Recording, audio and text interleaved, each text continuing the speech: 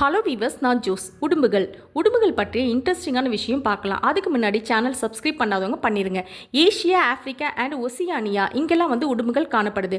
80க்கு மேலே நிறைய உடும்புகள் இனங்கள் இருக்கான். கூர்மையான நகங்களையும் கொண்ட ஊர்வன இனம் இதுன்னு சொல்லப்படுது. இது 20 சென்டிமீட்டர் நீளத்திலிருந்து 3 மீட்டர் நீளம் வரைக்கும் இருக்குமா. உடும்புகளில் 7 முட்டைகள்லேருந்து 37 முட்டைகள் வரைக்கும் இடுமா. இந்த முட்டைகளை மண்ணுக்குள்ளே புதைச்சி வச்சோ இல்லாட்டி மரப்பொந்துகளில் வச்சோ பாதுகாக்குமா.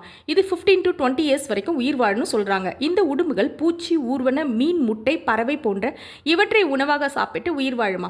சில உடும்புகள் தாவரங்கள், பழங்கள், காய்கறியை மட்டும் உணவாக சாப்பிடுமா.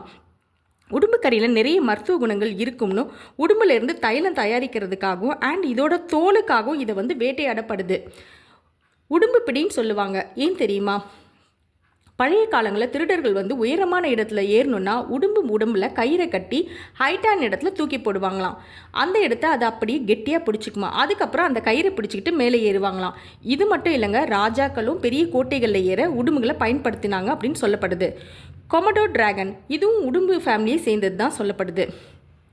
இது 10 அடி நீளமும் 170 கிலோ வரைக்கும் இருக்குமா. இதை விட பெரிய உடும்பு இனமும் இருக்கா. இதோட பேர் மெகலானியா. இது 23 ஃபீட் வரைக்கும் வளருமா.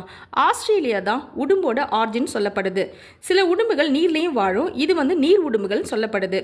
இதோட இறைச்சிக்காகவும் இதை வேட்டையாடுறதுனால இதுங்களோட எண்ணிக்கை குறைஞ்சிட்டு வருதுன்னு சொல்கிறாங்க.